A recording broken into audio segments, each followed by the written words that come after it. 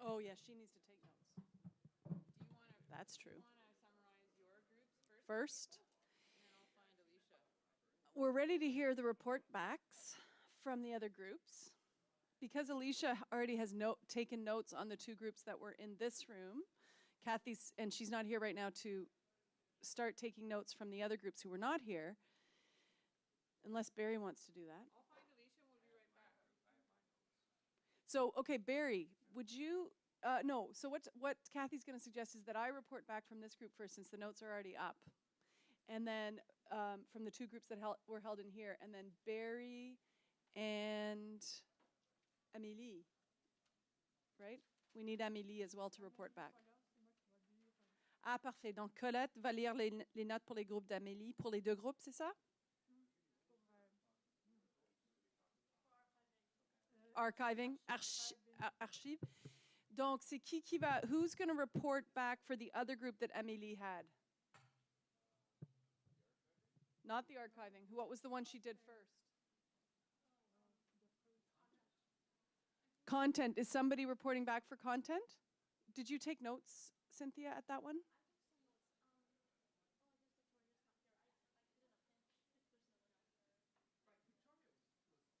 Victoria is supposed to do that. Okay, is she somewhere? Okay, so she can't report back, so it's going to have to be you, Cynthia. So between Cynthia and Deepak, you'll report back from the content group. Barry can report back from his two groups, and I can report back.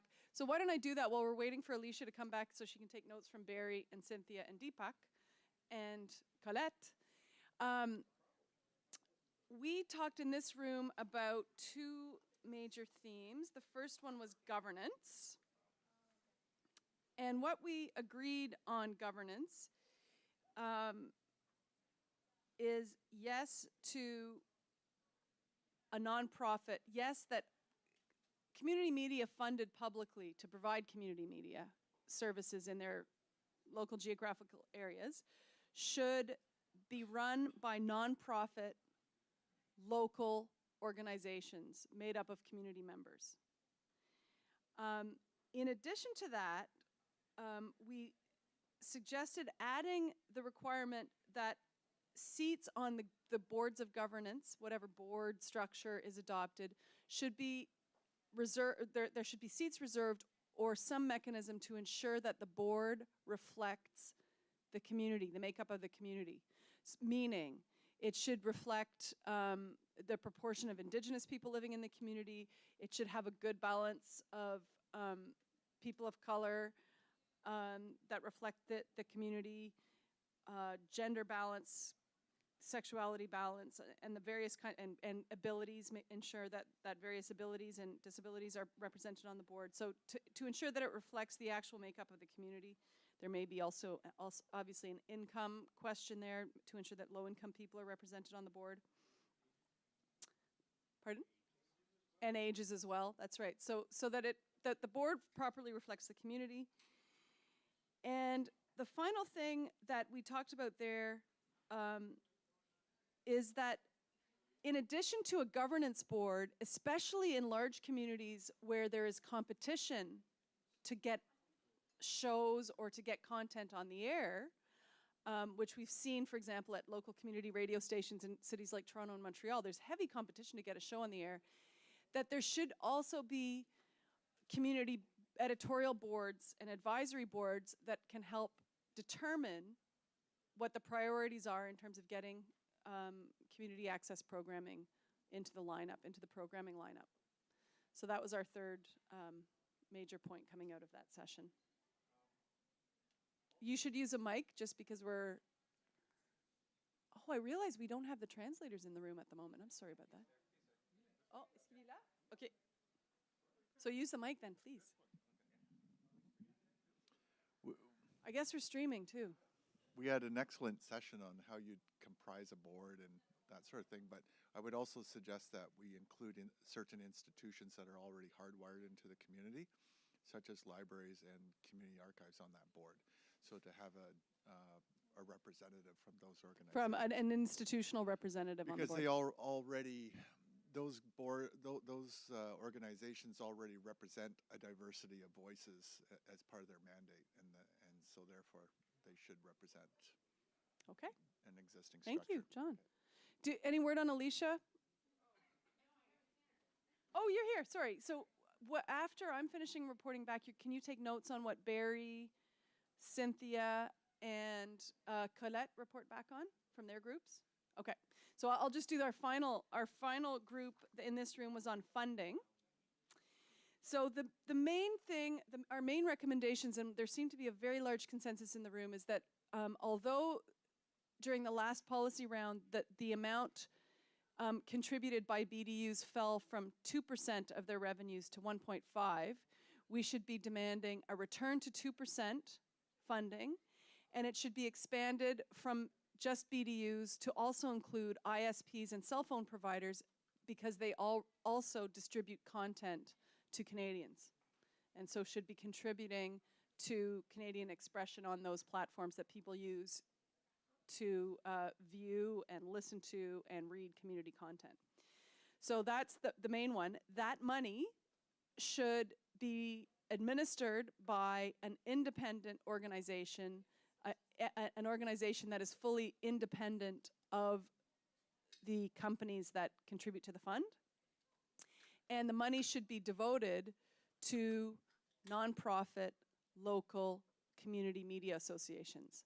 And that really means not to local for-profit cable companies. So that would be a big change in what's happening now.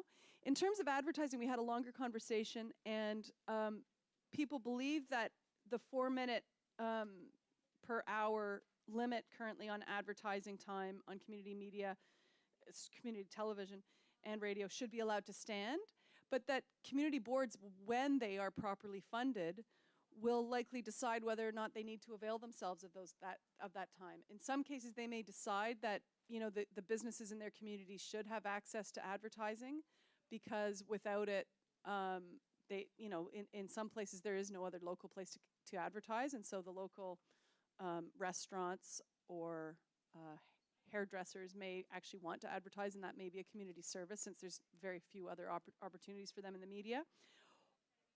But that it would be up to the board to decide, and they could use up to the 4 minutes if it worked for them.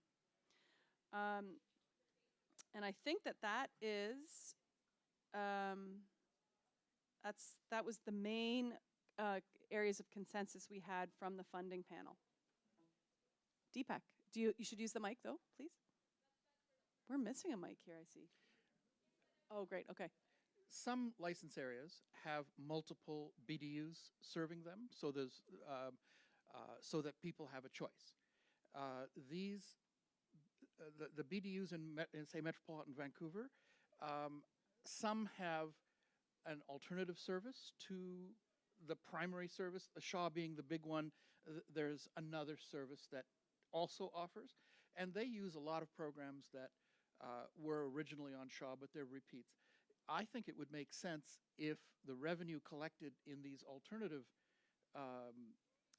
or second licensees within a license area, they have their own license area, should actually, or the funds, the 2% funds should go to a common fund, so that everybody in a community receives the same community television service. And second, there are many, many, many exempt services because they're too small.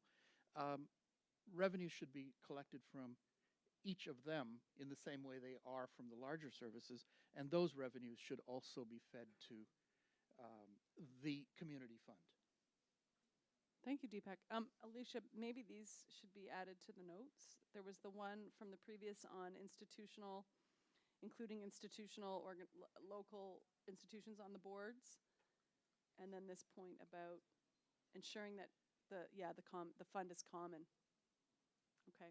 And I think after this report back, Kathy is going to start explaining the Cactus proposal for a multimedia fund that would use the 2% from the 2% BDU revenues. So we'll get into more details about how that fund would work and to see if it would be appropriate. I'm going to hand the mic to Barry to report back on his two groups right now. 3 groups, actually. No, we're good. I want to stand by this.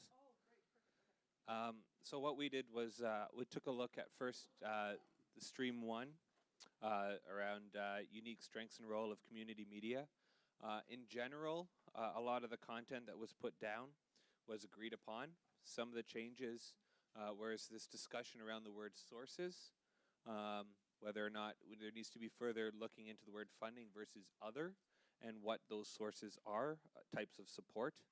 The second issue that was raised, and actually recommendation number 2, is the English and the French language were not correct. They were not the same language, and actually meant quite a bit different meanings, depending on how you read them. So we identified that the English version was correct.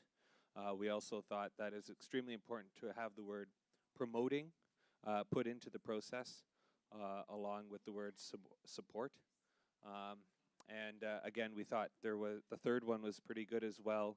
However, just looking at the information there and from the people involved, there needs to be more input from the video game and collaboration system into that whole process. So that was sort of going through those themes and looking at what those issues were. Yeah.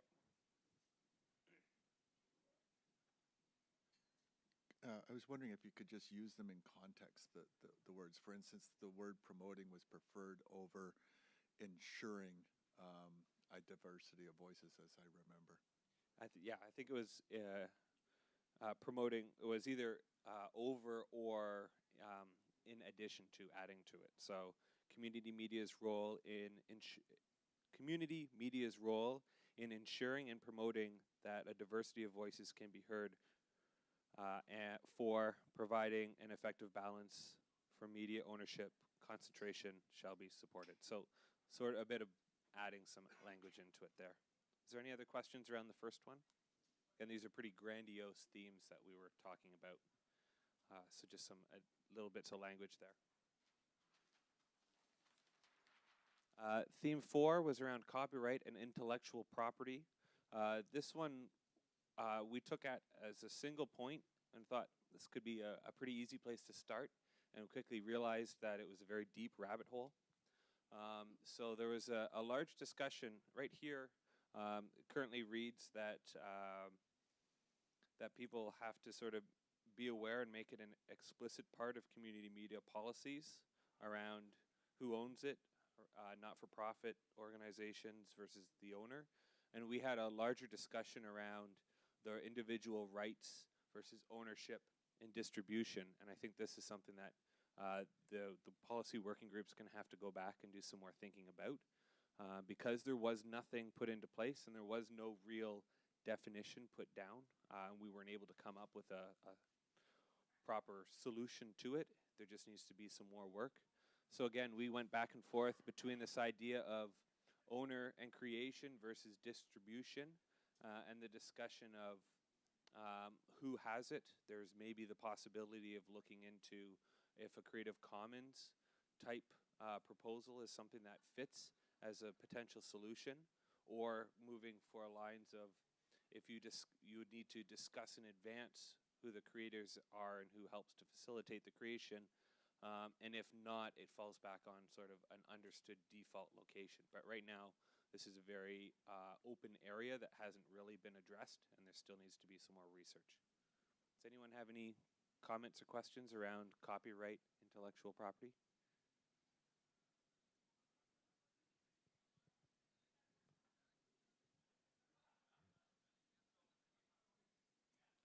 Currently, the policy says the copyright is owned by the community member that brings the idea and creates the content. I personally believe if it's not broken, don't fix it. This should actually stay with the creator, because sometimes you could be able to distribute it on a different platform. A different distributor takes your content as a community member. So if the whole purpose of this sector, the community media sector, is to give a platform for the community to express itself, then everything that we think about should stem from that. And I would say please stick with the policy that the community member owns the copyright.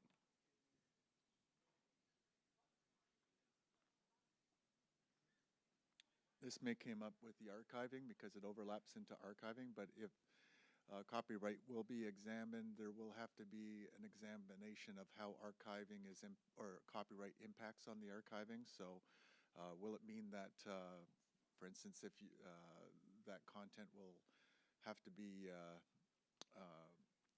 not made accessible for 75 years, or whether it could be made accessible in a sooner period? Those issues have to be worked out when designing the copyright.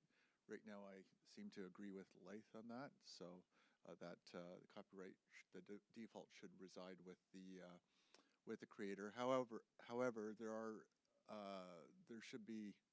We discussed the other issue that should the creator be allowed to share that copyright with the community channel, let's say an independent community channel, if they wanted to do some other kind of programming that is a bit like have greater investment in the production quality. That's something that could be discussed. But personally, I think it should be at the discretion of the creator and left as that.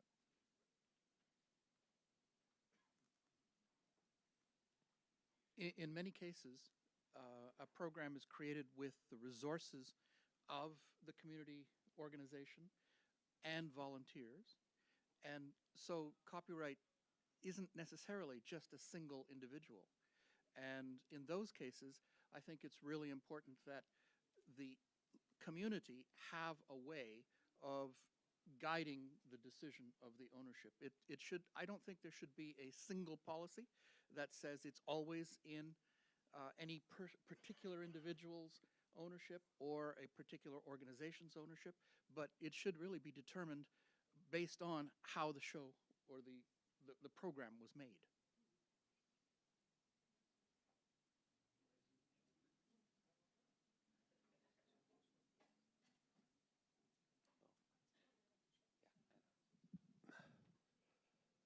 Right now, as it exists, if a producer or the idea person, whatever you want to call them, uses the equipment of the studio has the right to show that program as many times as they wish, put it on VOD or whatever. However, the copyright remains with the producer, with the individual, and he can sell it or show it or do whatever he wishes with it. It's his property.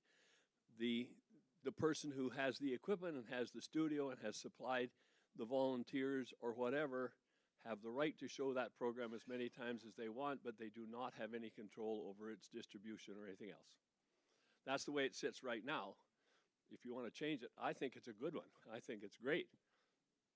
So I think with our discussion we've talked a little bit about this, and we need to let the policy group take that information and go back to it if there needs some tweaks or so on. But we do have to move forward. So I think it's pretty clear that the policy needs to be studied and observate like pretty much all sides of the policy, because I've heard you and you all said nobody has exactly the same perspective of what should be done. So yes, in my point of view, if I have a volunteer that makes a show and it's a great country show and then takes that show across the street, keeps the same name, the same music, and the same hosts, then he just cut the grass off my feet and I've lost a popular show. So maybe we want to exert a certain control over that. So I agree the fact that we should study and explore more avenues to make sure that it's clear of what copyrights rights are on the product. I'm just going to say there should have been more people in that copyright group, okay? But I don't think we can rehash that whole thing here now because we're already a bit behind. More study. Sounds like the right answer. You have one more.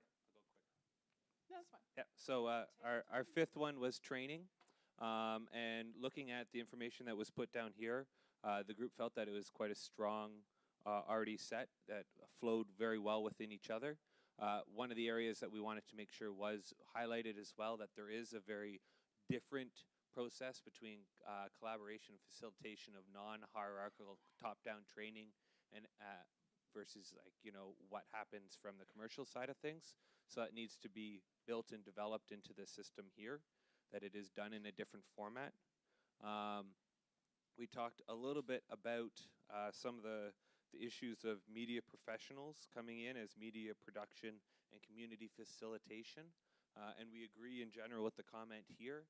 For further exploration is that maybe there is something that can come out of a designation of some port or some part as either a nonprofit or as someone who's in community facilitation or development that can help to sort of make sure the playing field is understood and people have that knowledge and experience around it, which it all sort of flows back into the need for supporting community media organizations and potentially whether or not larger discussion around a community media association of some sort, especially if the plan is to put it together as a single fund. So right now we do have the group here is doing the research around it, but there is no dedicated full-time beyond research group that is looking at community media as a long-term stable organization. So that's one of the things that may have popped out of it as well. Any comments with regards to training?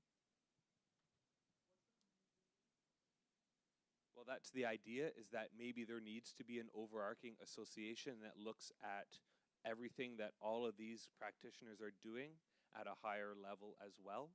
Right now there is no association where members can join and work in that section like Cactus, like the NCRA and the other members of its type. There is no overarching group to my knowledge. Mike. Leif, you should just have a lav mic on then. But I would have the mute button right here. Right over here. Part of it is the knowledge sharing. Unfortunately, until we're all there's so much for us to pick up as skills from each other. But yeah, we have the Community Media Advocacy Center, and its main work is going to be in advocacy work at the CRTC. We're already engaging the CRTC on the indigenous community, the Aboriginal broadcasting policy. And we are here, hopefully, this would take some of the pressure on the NCRA and Cactus in terms of the advocacy work, so you can concentrate more already on your members as stations and the details of that. That's all. Thank you. Thanks, Barry. Thank you, Barry. Colette, you were reporting back to les archives. Est-ce que tu veux faire ça directement là ou tu préfères venir ici? Et tu vas faire le rapport en français, j'imagine. Donc, Colette's going to report back on archiving in French. If you need a little... It's very simple. If you need a little earbud, put it in. Yeah. No, because we don't have a lot of time. So we're not doing it that way. OK. Chippity chop. OK. Nous voulions ajouter un point qui était faire un moratoire pour empêcher toute destruction à partir de maintenant sur les archives des communautés. Et nous voulions aussi prendre... Oh my God, I can't even write. C'est ça. La politique des archives doit prendre en considération le... Oh, God damn. Sorry.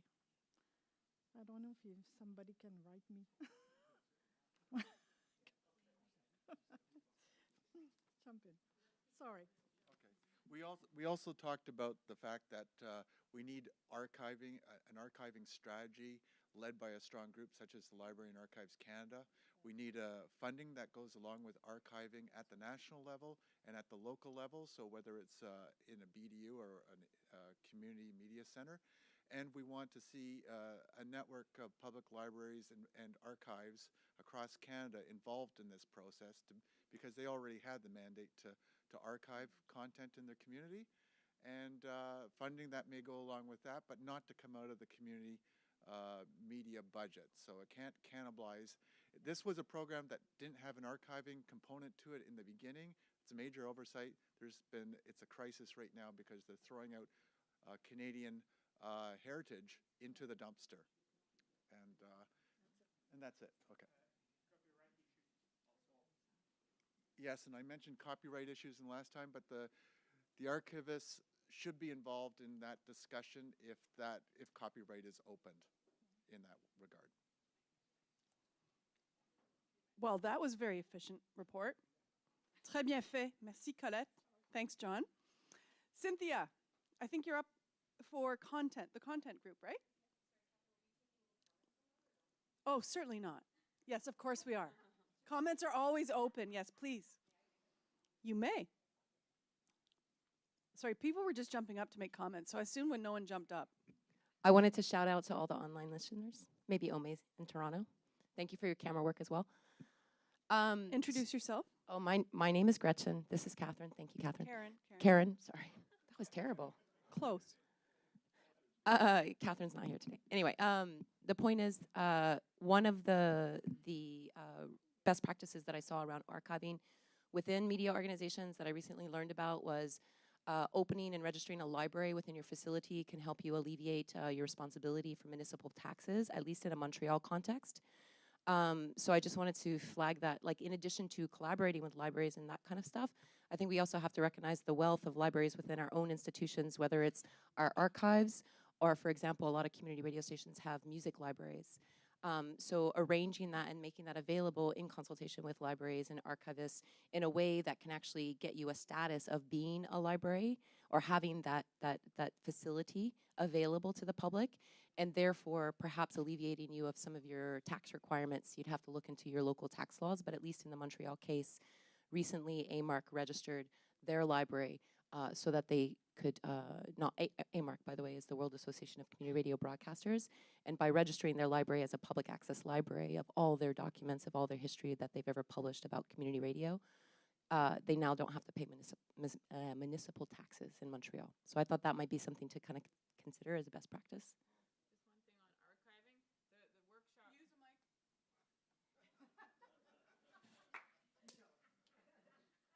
Introduce yourself. Kathy Edwards. The workshop on archiving, as soon as we're done here, is starting next door. So just while we're on that topic, John Hauser, that did the short panel yesterday, is doing a whole hour long if you really want to get into it. Thanks. One thing I may have forgotten was the idea of a depository program with the Library and Archives Canada, which is done with books and other media. We need that for community television. And that was it. Okay, thank you. All right, Cynthia. Cynthia is going to be reporting back on the content group. Okay, I'll try and make this quick. So after our discussion, we went around and came with 4 general takeaways that everybody thought should be delivered. So I'll just go through them. The first one. You got to speak louder and you got to eat the mic, apparently. I'm hearing this. Sorry. So let me see if I can arrange it better for you. Hello? A little closer? Like this? Oh, I see. Eat the mic. Eat the mic. Okay. So one of the discussions was along the lines of volunteers and the role of volunteers and how central they should be. And one of the issues that came up with that is this kind of tension between professionalism, or what people consider should be a professional product, and the role of volunteers, and then that goes to training. So we're thinking there has to be a recognition in the policies that there's almost a mandate to train, or almost a duty to train volunteers, because you're investing in the future of community programming in that case. The second thing was communities should be sole determinants of the media that happens in their communities. Do you want to speak more on that, or something? Okay. The third point was there was some discussion around the idea of the model of how content is produced. So for instance, is it a production model where you have producers kind of managing a team and it's a more top-down model, or is it more facilitative where you have the person, so the producer, you have the facilitator who is helping the people produce their own content? And then the last point that came up was, how do we include communities? How do we define communities? Are they purely geographically based, or can you have common interest-based communities too? In which case you look at things like online communities. For instance, someone brought up gamers, where they may not be connected geographically, but they're connected by that common interest. And are those types of communities something that community media policy should also take into account?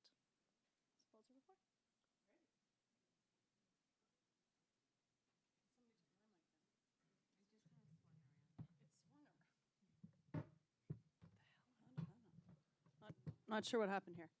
Um,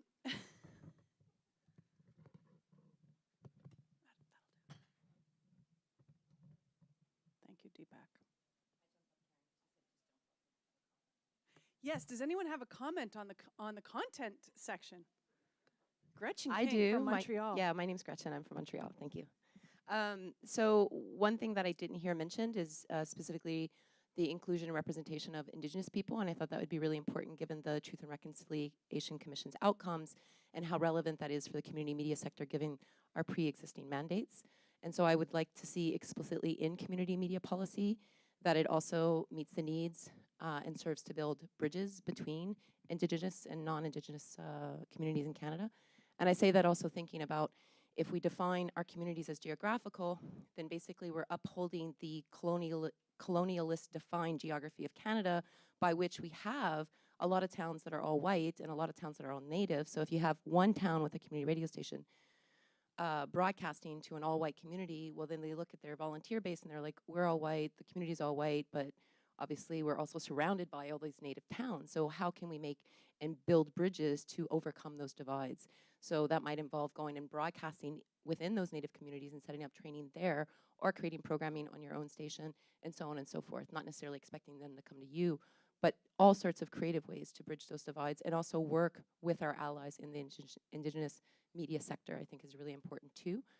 So Indigenous, I think, is one important thing that I didn't hear mentioned that should be there. The other is linguistic diversity. Again, our media system upholds solitudes.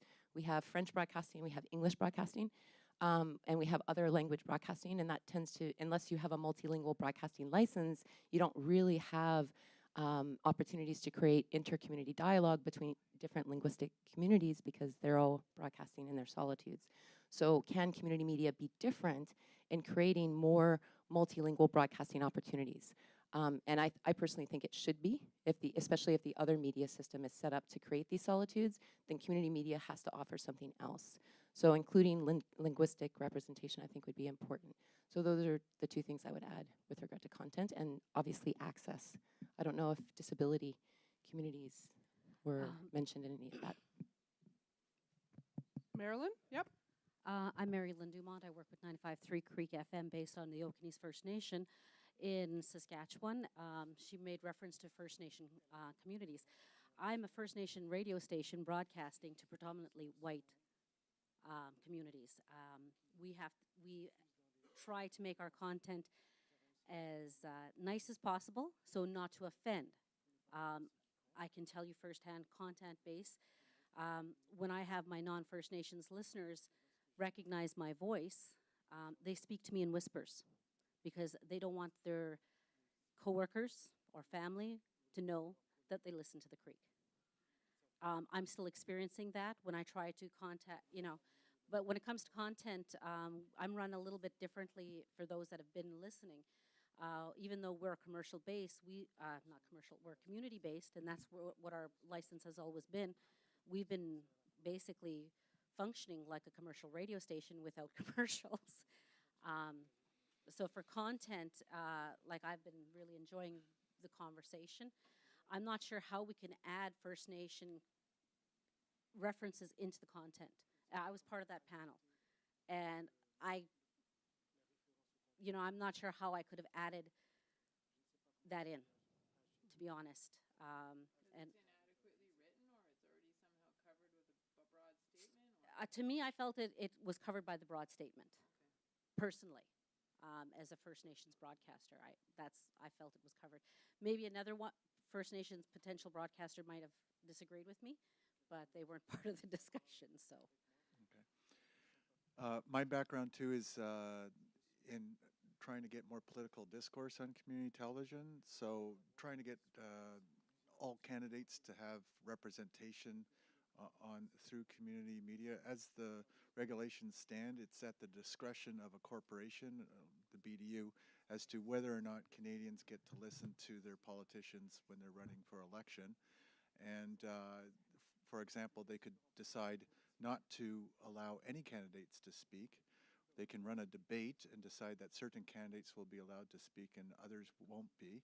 And they will be able to determine how much time you're going to get as a candidate. I don't think it's right that a corporation gets to filter political discourse and decide what messages will be heard or not heard at all by all the candidates.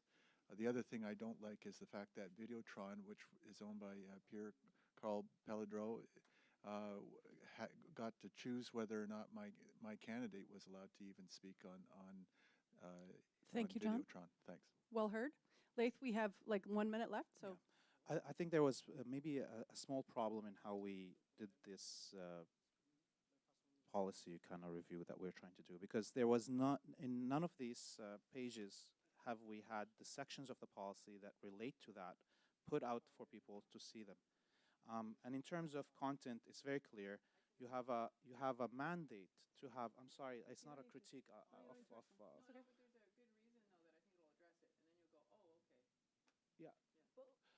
You guys Go talk after about that. Yeah. Let's finish up but on what this I'm, content what I'm trying section. to say is that there's clear mandate now in the policy to have Indigenous representation in the programming.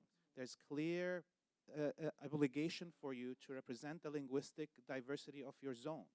And those are not debatable.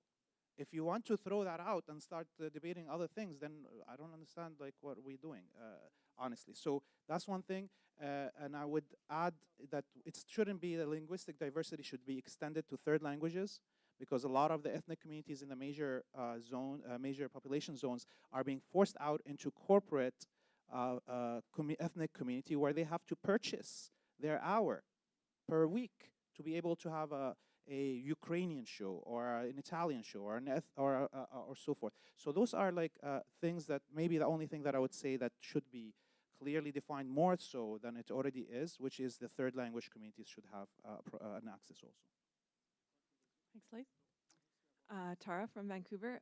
This is a kind of a content training thing, and just around content that offers online tools, advocacy tools, apps, those kinds of things to be developed through community media organizations, and providing the training necessary in order to do that. I find in my community there's a lot of people who want to mount a lot of things online and just don't know how to do that, so that would be helpful. Excellent, thank you. I'm going to propose that we move to the second last. Oh, André, you may if you use the mic. Oui, monsieur. Je veux juste une précision parce que j'étais en train de traduire des choses pour Cathy. Est-ce que j'ai bien entendu que dans la gouvernance, les coopératives à but non lucratif ne seraient pas acceptées dans l'éventuel fonds? On ne veut pas les mentionner. Je crois que c'est ça la décision. On ne veut pas les mentionner. On veut limiter ça parce qu'on a discuté du fait que les coopératives n'ont pas forcément le même mandat que les organismes à but non lucratif. Donc, le consensus était de ne les pas nommer comme étant... Nous sommes une coopérative de télévision communautaire à but non lucratif. C'est notre mandat, notre mission. Vous ne voulez pas que les coopératives participent? On ne va pas redébattre la question. Je crois que ça... Donc, j'ai bien entendu, vous nous excluez. Ben, on ne va pas les mettre. On a décidé de ne pas mettre le mot explicitement dans la proposition. C'était ça la décision.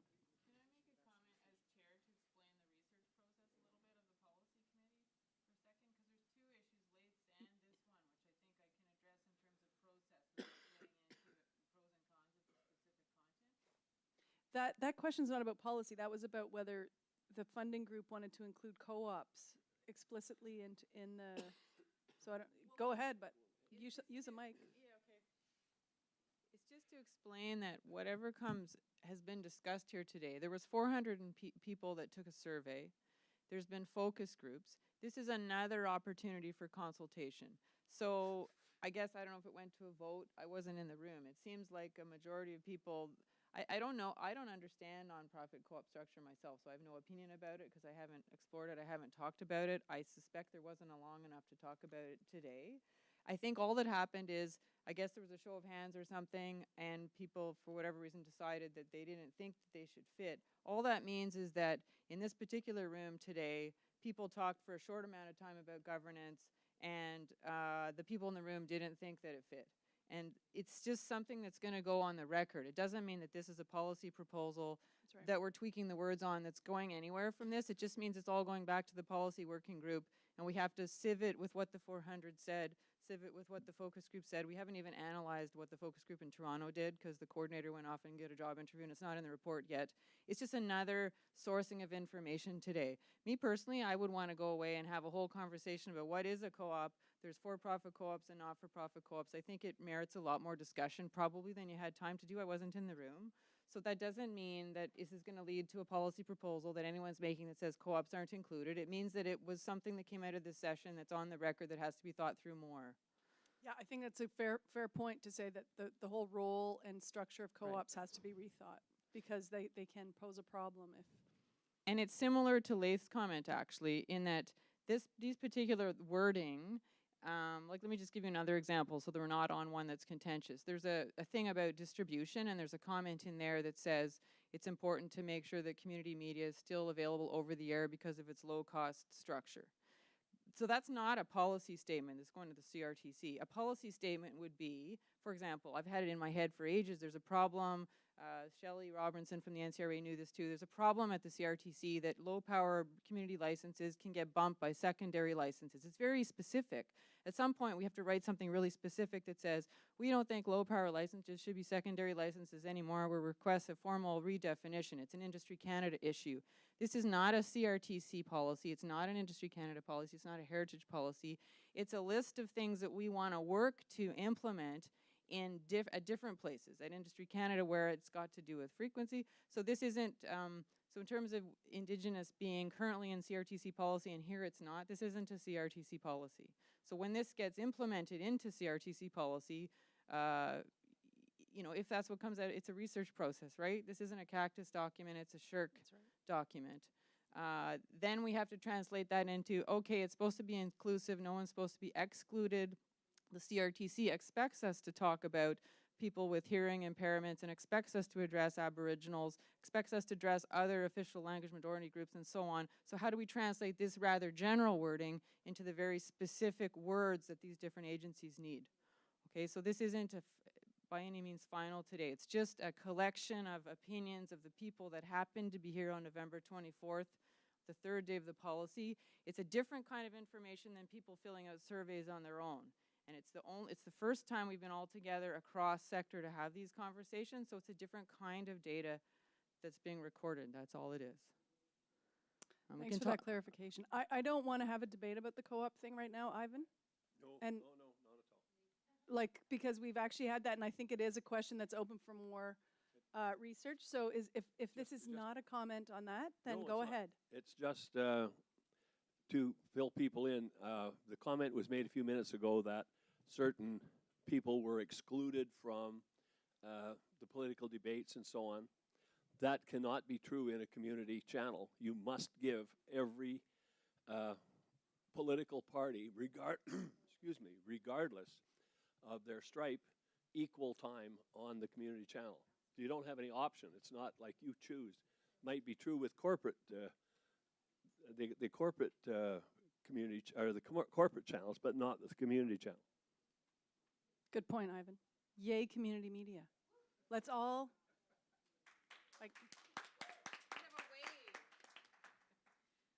Chantal. Je ne veux pas faire un débat, mais je crois que c'est quand même important de mettre dans les notes qui sont écrites là que Chantal Bédard fait la recommandation d'accepter les coopératives de solidarité sans but lucratif dans les propositions. En tant que membre de Cactus, j'aimerais faire cette recommandation-là personnellement. Parfait, oui. Et je crois qu'il faut faire un peu de recherche sur les moyens de garantir le mandat. Vous informer en anglais, voilà. en français, cette information-là, mais de prendre une décision tout de suite ou de ne pas le recommander ou recommander, ça serait non professionnel.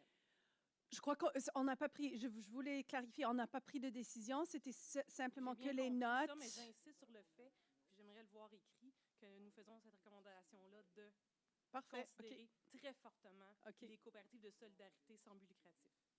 Parfait, oui. Bonne idée. Et plus de recherche sur les co-op. Parfait. We are now a little behind time, but not as much as we were before. You guys have worked really hard.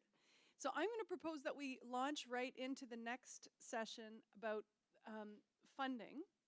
And I think Kathy is going to come up with her cactus hat on and describe the funding proposal, or the proposal to use the BDU money for a multimedia, multi-platform community media fund that would be administered independently. And I think the reason that this is on the agenda today from Cactus is simply because it is one of the big funding proposals that's going to be going forward at the next TV hearing, and it would be nice to have a certain consensus around it so that anyone who's participating in that hearing can echo it, because of course that's going to be a big job to get new sources of funding for community media. So Kathy, without any further ado.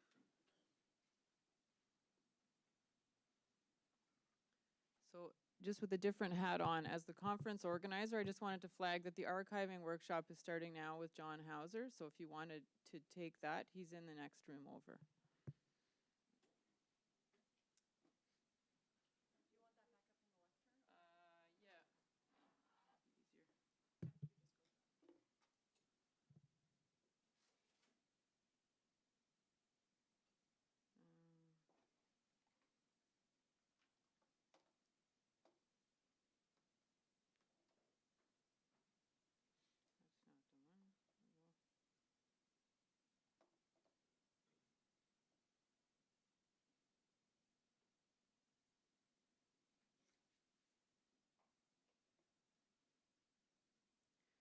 So this is with my Cactus hat on. So Cactus participated with other groups in the Community Media Policy Working Group, but this is a separate thing. It's a proposal that Cactus has been refining, I guess, and brainstorming with other groups since 2010, and we have felt it gets more and more relevant as the years go by. So in terms of everybody flagging in the survey that funding was the big issue, we're putting it forward as one possible source of additional money for community media. Not that it's the answer to everything that might have come up in that funding session, so I'm not going to say anything about advertising or anything. It's just one proposal that we could get more money into the system. I just want, from Cactus, would like to explain how we see it could work, get your feedback on that, and answer any questions or misconceptions that that there might be about it. And John Harris Stevenson is here, as well as Barry Rook. Barry's on the board of the Community Radio Fund of Canada, and John, as well as Victoria Fenner, if she's still around, were involved in the setup of that fund. So since we're proposing a new fund, which has some similarities to the radio fund in being a third-party fund to support community media, we thought it'd be useful to have them in the room if there's questions about the process for setting that up fund. There's lessons learned about how it now works, how recipients to that fund might relate to recipients of this fund, and so on. So we've invited them, and they're here as resource people. So I'm just gonna describe. I've only got 2 slides: what the goals and objectives of the fund might be, and how it might work. So the goals and objectives of the fund. There needs to be operational funding for community media organization more than exists today. There's some operational funding for community media organizations inside Quebec for TV and radio. Some community TV channels get operational funding from BDUs. But in terms of non-commercial sources of operational funding, there's no consistent picture across the country. And even organizations within Quebec that get ministry funding say that it's not enough. So there's a gap in the system. So one of the purposes is to address the gap for operational funding. There's project funding in the radio fund. As at right now, there isn't operational funding, although I know it's in the long-term plans. And again, it's on the radio side. So there's no one-stop shopping for non-commercial sources of funding for community media. Second, its intent is to start addressing, as was identified in the survey as of interest to people, the convergence of community media. So the need for citizens to be able to access digital skills training on all platforms, and also to create local content on all platforms. So it's called the Community Access Media Fund with the idea that media is a broad umbrella. It's the groups that are here today. It's online. It could be gamers as we get into new forms of community media and traditional media such as radio and TV. And the third goal and objective it's meant to address is to address regional disparities. And we have an extra EX Montaigu there, I see. So for example, Now, if you took let's look at, say, radio funding. There's community radio channels in certain places in Canada, but not everywhere. There's no sort of overall picture that we should have radio in any particular place. It pops up, where there's community groups that want to do it. With cable community TV, there were channels where there happened to be cable systems, but if you happen to live between cable systems, you were out of luck. So it's and smaller places, revenue is collected as a percentage of subscriber revenues in an area, so you got a lot less than you would if you lived in a big city. So the third sort of principle of it is to help address regional disparities.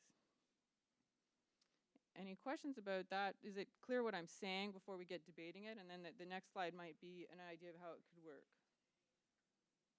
Okay. So the main sort of points that we've talked about over time that seem to make sense for us about how it could work, what would be the operating parameters, is that it could fund capital and it would offer capital and operational grants to enable not-for-profit community media organizations to increase their capacity to offer multimedia skills, production, and distribution. So it's a big new world out there. Many of us have not upgraded to HD. We don't have new equipment. We're not streaming. We're not podcasting. We're not archiving digitally. There's all these limitations. We're not keeping up with the new environment. Second principle is that it would build on existing institutions where they exist. So we're not trying to recreate the wheel. We're trying to increase the capacity of organizations that want this mandate, that want to update to be able to better offer a suite of multimedia skills training. So it could be existing community media organizations that we have today. It could be former CAP sites. It could be public library maker spaces that want to do it and there's nobody else in that community. I don't think it should matter. We want to offer these skills training centers to people and enable communities to create their own local content. Thirdly, that it would be top-up financing to funding available from other sources. So for example, to address the regional disparities, if we have regions of the country that are better served and have other sources of funding, like where municipalities are kicking in funding already, maybe we need to concentrate more funding in areas that have nothing, like Aboriginal reserves or remote areas that are economically depressed or whatever. And so, for example, the fund might establish target minimum budget by population. So if you live in a small place, to run a studio or offer training or computer access, you need a minimum of this. In a bigger place, you need this. In a biggest place, you need this. And so it might work that it's top-up financing to what you have already to reach these targets. Who could apply? Not-for-profit communities, organizations that are resident in the community that are incorporated for the purposes of making media in the community and offering media literacy skills. So that it should be, that's why they're incorporated. Much like in the community TV and radio policy right now, they talk about, or the way TVCs are defined. They're organizations set up for that express purpose. It's not an arm of something else. There's probably debate in there, but this is where we're starting from. And that the particular source initially, it could diversify over time, but the obvious source that's on the table in this particular CRTC hearing is money from BDU community channel funding. That is money that's earmarked currently within the system that's supposed to be supporting community media. But as we all know, there's been a history of non-compliance that goes back a long way. So there's, it needs to be re-examined what's happening with that funding. Everyone said they're concerned about transparency in its spending. So that's the obvious first place to get the funding going. So I made it fairly general, so there's space for debate here. I think those are the main points, though, about the purpose of it and how it might work. I don't know whether, in terms of moderating feedback to it, I can take questions on the idea coming from Cactus, and I don't know if we want to capture thoughts on it in the same way we have been up till now. Is Alicia gone away? Oh. She's a really useful person. You like to have her at your side. Oh, yeah.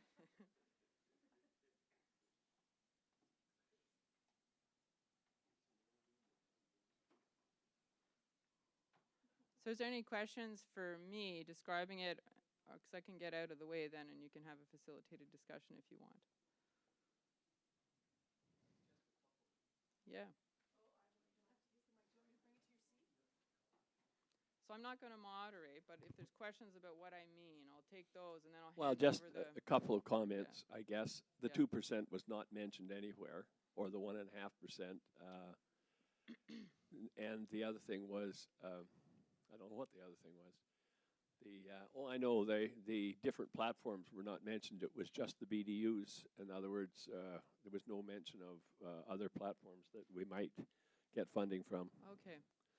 That was just the two. I agree with the format, by the way. It's right. I can comment. I mean, Cactus's submission, we're hoping that we'll have an opportunity to file some more information for the current policy review. We were only able to make preliminary comments because we were busy organizing this. But in terms of the amount, the percentage, I can share with you, and we made the same sort of rationale back in 2010 when we first proposed this fund. What we did is we said, because the way BDUs are spending money, as we know, Lath crunched the numbers in Montreal. They were spending like over $20,000 an hour, with their somewhere between $10 and $20 million budget in Montreal. Clearly, they don't produce as efficiently as community media organizations that are really using volunteer production teams. So back in 2010, we had sat down and said, okay, at that time it was $113 million. We sat down and said, what do you need to bring back access to the levels that we once had? I was with the TV hat on, comparing to the 323 cable community channels that there used to be in Canada. We know this because of the Matthews cable TV directories and lots of reports that are in the CRTC library that say where they all used to be. And John Savage, in fact, has gone through analyzing for this hearing where they all are. I don't know if she's still in the room. So there used to be 323. So what does that mean? So I went to Stats Canada and I looked up, where do Canadians live? And I found that there's only 160 communities in Canada that have more than 10,000 people. So if there used to be 323 cable community channels, that tells you that everywhere with 10,000 people or more likely had its community channel, and a lot of smaller places too. We know that places like Vancouver used to have 12 neighborhood offices. It was kind of a public library structure, so you could, get to somewhere where you could edit and borrow cameras near to you. So then I sat down and we looked where Canadians were living, and we thought, well, what we take as an arbitrary benchmark that bringing digital skills training and local coverage to 90% of Canadians. We were talking to Commissioner Menzies at lunchtime about, how do you serve the last mile? We thought, well, what if getting to 90% of people is a reasonable benchmark? How many centers do you need to reach them? And so, we sat down and crunched them and figured out where you could put centers, where you'd have regional centers where places are really tiny. And we came up with, well, you need about 250.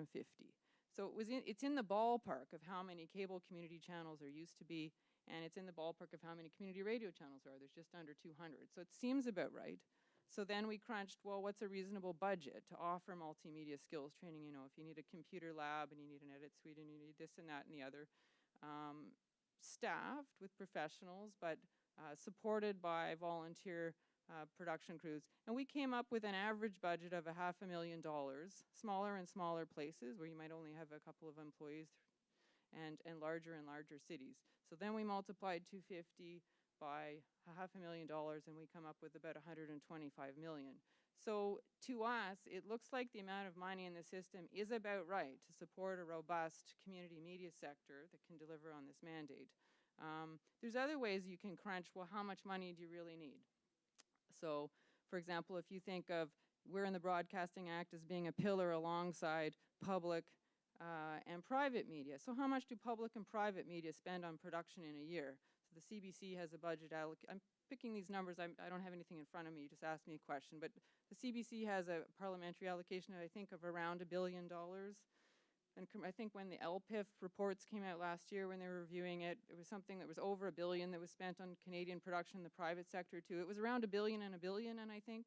So Fede TVC reports and the Keeble report that was done in 2010 and our own member reports tell us that you can produce 5 to 8 times as much content on a volunteer model as on a private or public model.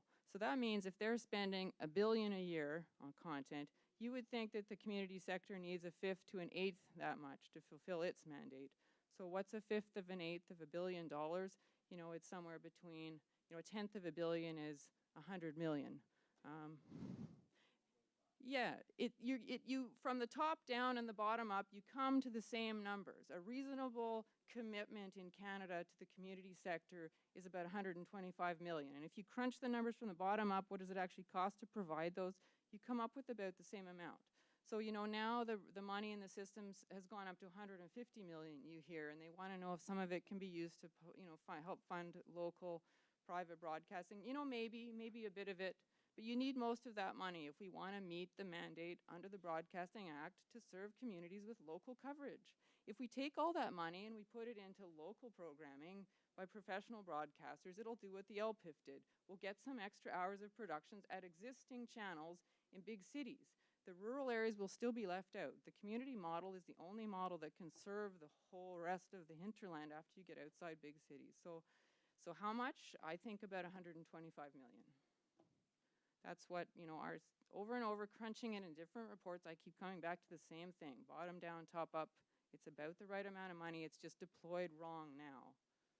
That's my answer. That's Cactus's answer. It's not the policy working group. It's Cactus's reply to that question. You had a second question.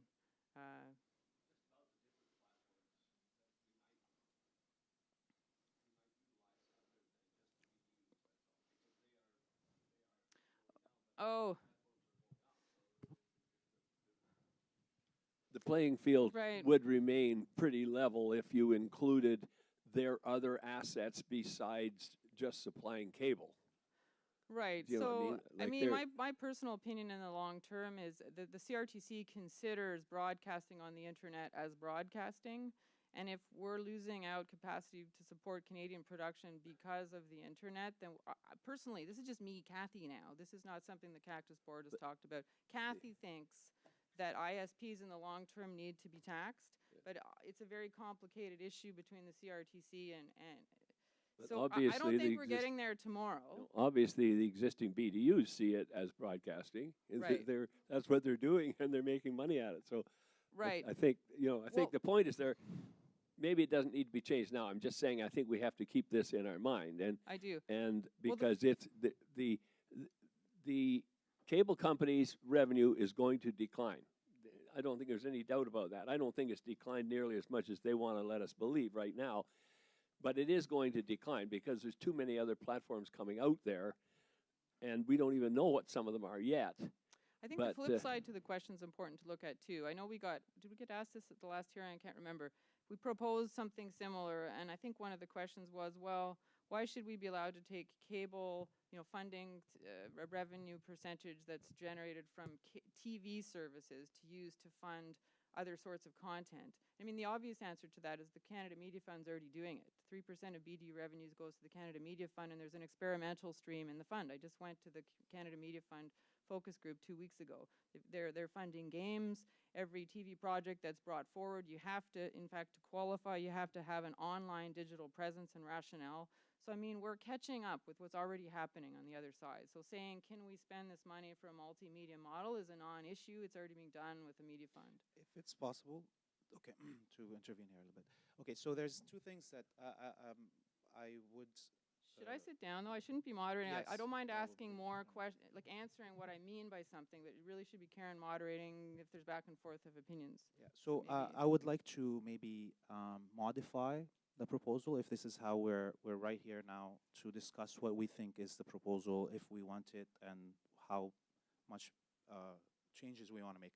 So there's two things that I would identify. Number one is the keyword is multimedia. If you actually want to open it up to radio and other media, community media, to access the funding that we're desperate to even have for the community television, then the keyword is multimedia. So it does not make, it is not fair that radio stations will be able to apply to this fund if they do not make sure that the content that is being produced is multimedia. And this is where the Canadian Media Fund is very clear.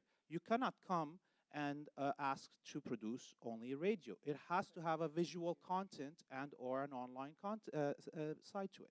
So that was missing from what you made a presentation as. Probably it could be added. The other thing is that I really think it's problematic that we're trying right now to include the community radio sector for instance, and the indigenous broadcasters, because both of them have a separate policy. And the policy that was reviewed for the community radio sector in 2010, rewritten, unfortunately, right now holds zero obligation to have community-produced content. It says some content. So there was a lobbying that happened within the community radio sector. Somebody lobbied to make sure that the obligation to have 100% community-produced content taken off.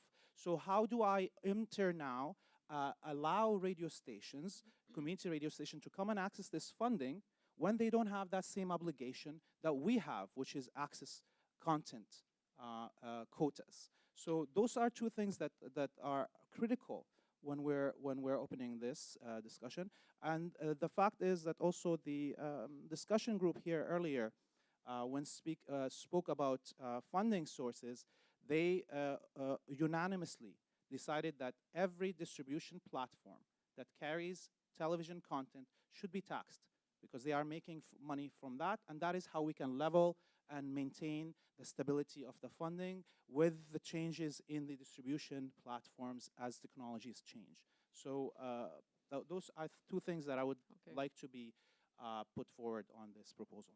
So I'll clarify again from the point of Cactus making the proposal then. So our thinking is just that it's a lot of money to ask for, and if we're gonna ask for it, we need to propose something new, that we don't necessarily want to perpetuate the siloed model of community media that we've had up till now. I think it's a weak position.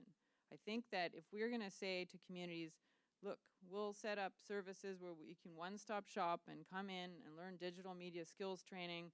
You know, you can get web design skills, you can get radio, you can get TV, and you can do this. And we'll use all of these things to promote local events, because just like in the commercial sector, you get synergies by having that stuff under one roof, that you can justify the ask. And I think media are merging. So my personal, you know, I'm not on the board of the fund, I'm not making the guidelines, but my picture would be that when applications are assessed coming to the fund, it's not for a radio channel just to come forward to just keep doing radio. They have a fund. They've been, you know, developing policies around radio, doing their own advocacy for years to get that fund. It's not just for TV. We don't want to just perpetuate legacy platform of cable TV. You know, cable viewership is declining. We need it to be an integrated vision. So my personal way I would want to see it work out is that applications are ranked on the strength of that you're going to offer multimedia training services to communities, not that you're coming forward as little siloed groups and running away with your money and just continuing to do what you do today. It's to push us forward into the digital future. That's you know, it's a short slide. That's my personal take on it coming from Cactus, so that's the clarification.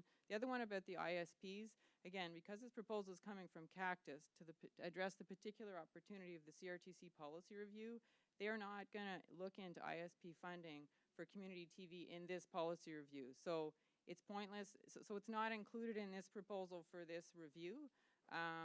For the community media policy working group coming up with the broader policies, I'm saying by all means raise it. I think the work that you did in your group is great. So I don't think those are in conflict. Again, I got to stick, there's different hats on.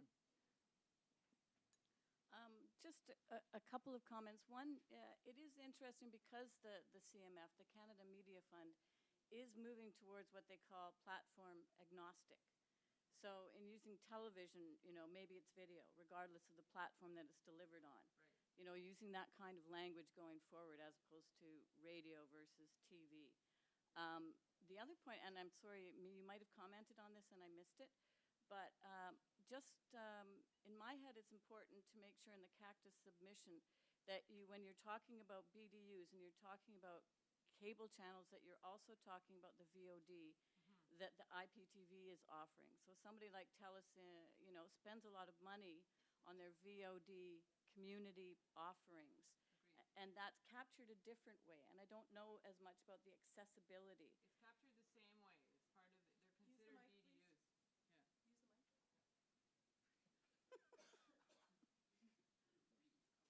I believe they're considered BDUs, and it's part of the Yes. same 150 million that they're talking about. So it's not a separate pot. It's all part of the same. Just want to make sure that Yeah. in the discussion, because cable revenue going down, you know, it's Dwayne Winsick's, you know, stuff that the IPTV revenue is going up. So combined, you know, let's not get into the Right.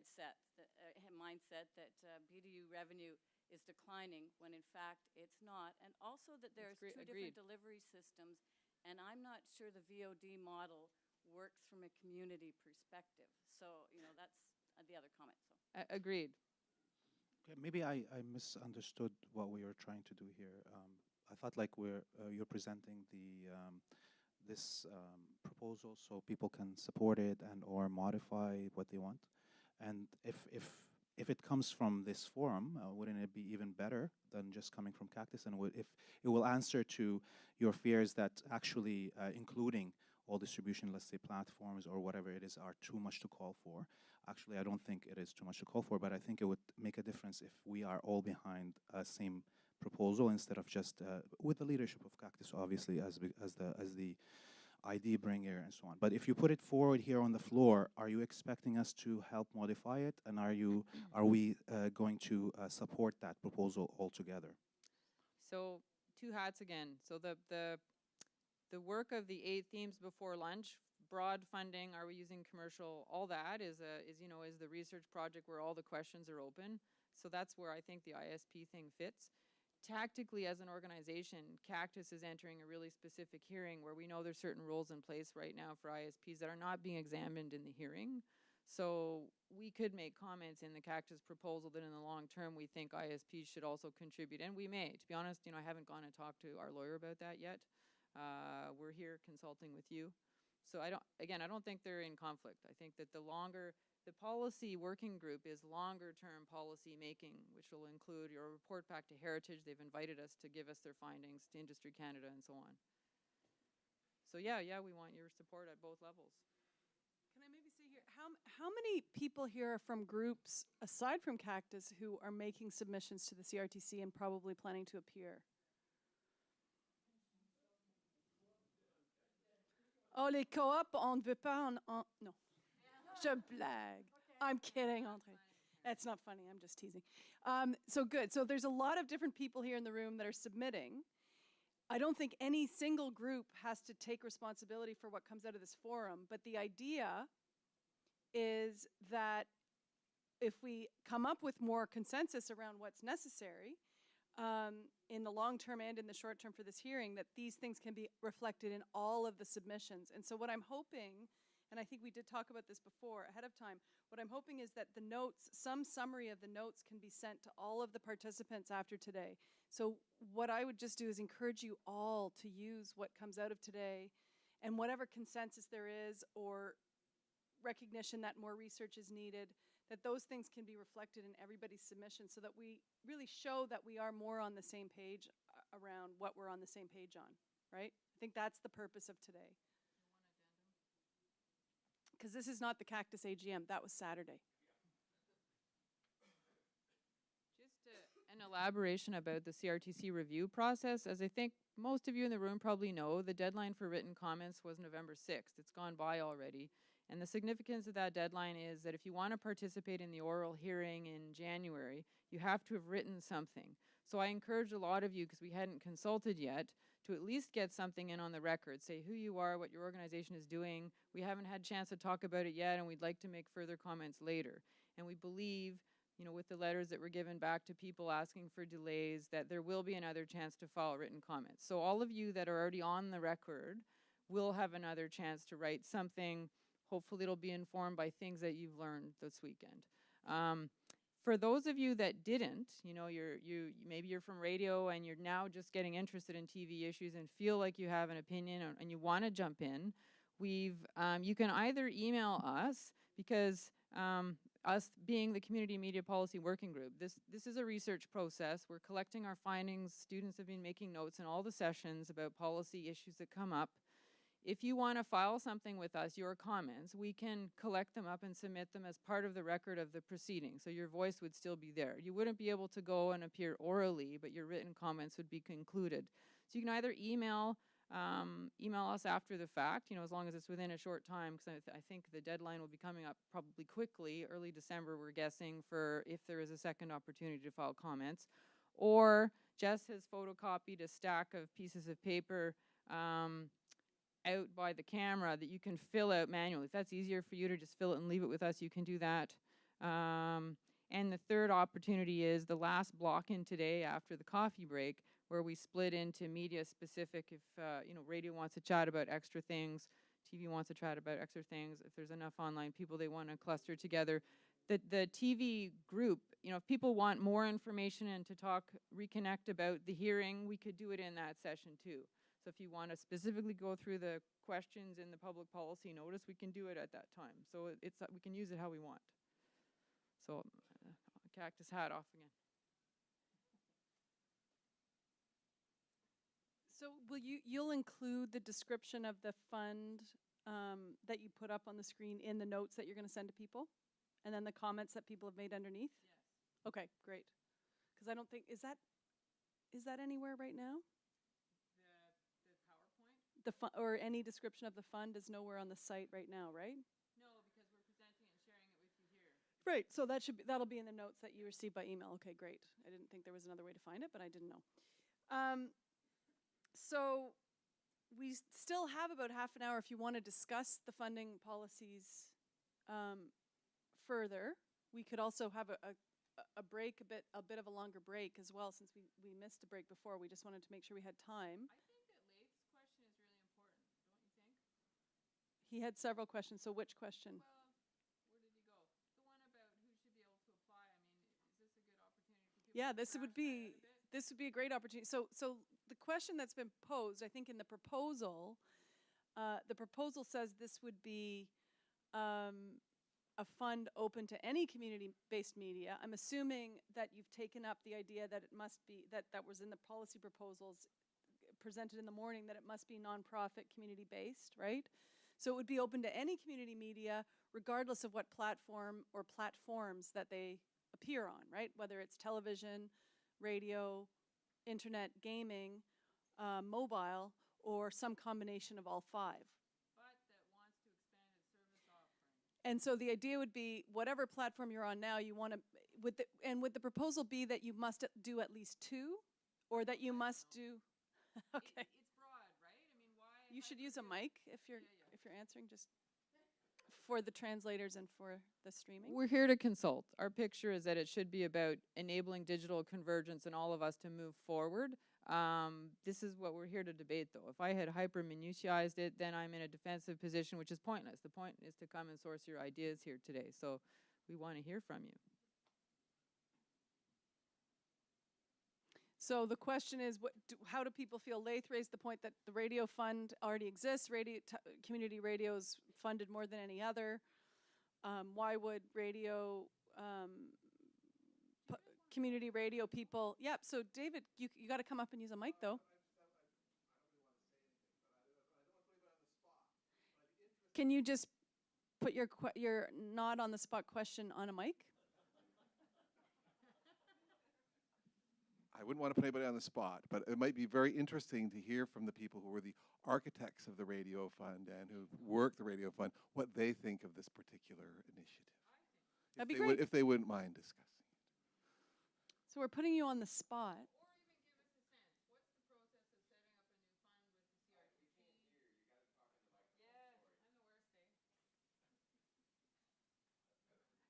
These are things I don't know. How hard is it to set up a fund? Yeah, and a little bit about, it works in its criteria. Does it sound similar or different to this one? Where's the overlap? Give us your opinion.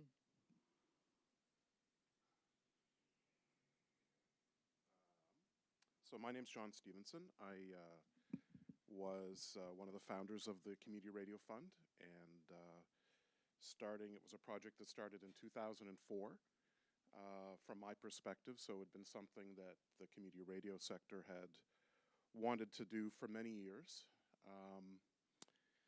It was a 7-year project of building consensus among the different community radio stakeholders. So in community radio, there's 3 principal associations, English Language Association and 2 French Language Associations, one inside Quebec, one outside Quebec. We had a steady stream of hearing appearances where we would indicate the importance of community radio funding. And we had a steady stream of meetings with the Commission as we determined what criteria would be acceptable for them in order to turn over some of the package of radio funding that typically goes to music development in Canada.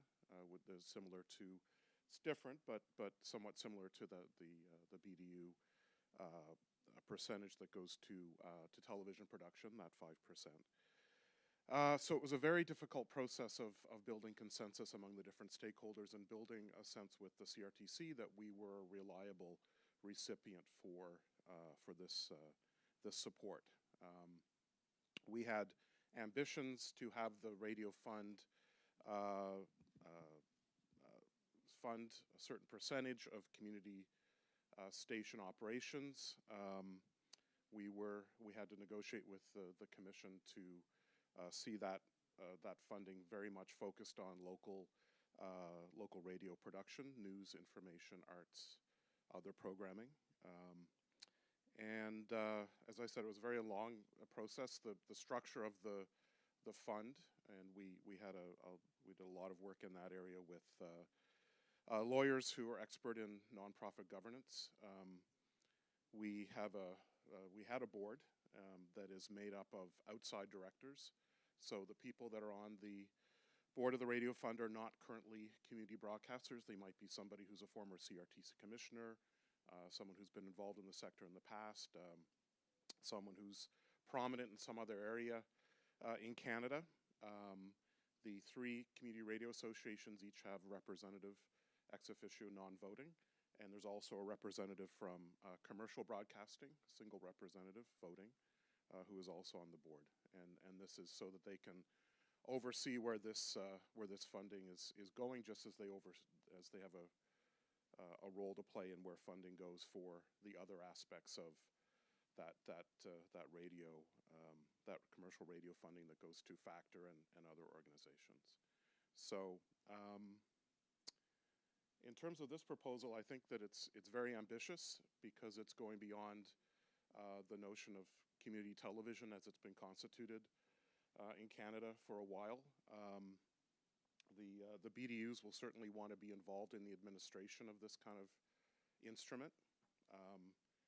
You also have an infrastructure across Canada of at least dozens now of what they call community channels, where there are certain stakeholders in each community who benefit from those existing channels who will resist their shutting down, because this proposal is to shut all these stations, all these channels down unless the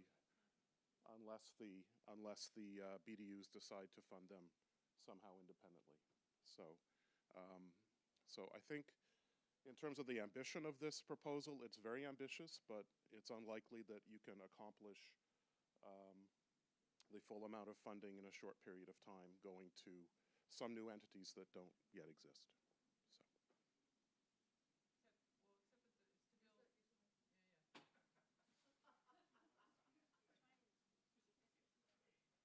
It's like the intent is to build on entities that do exist currently, so it's not to reinvent the wheel.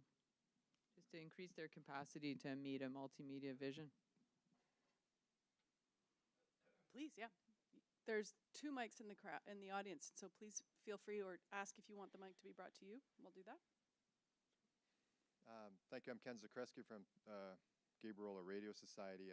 We are a recipient a couple of times tapping into the Community Radio Fund of Canada.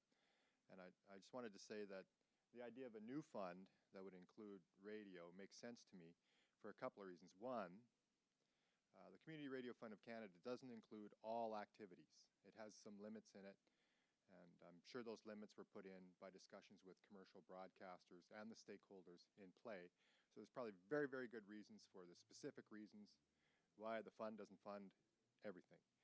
The other thing is, in communities like ours, the lines are starting to blur as to what community media reportage looks like. For example, in our community on Gabriola, we work with the Hope Center.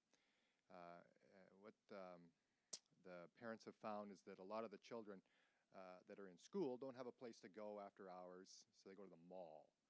And what they did was they built a huge place, like 4,000 square feet. The Vancouver Police funds it, gets all kinds of funding.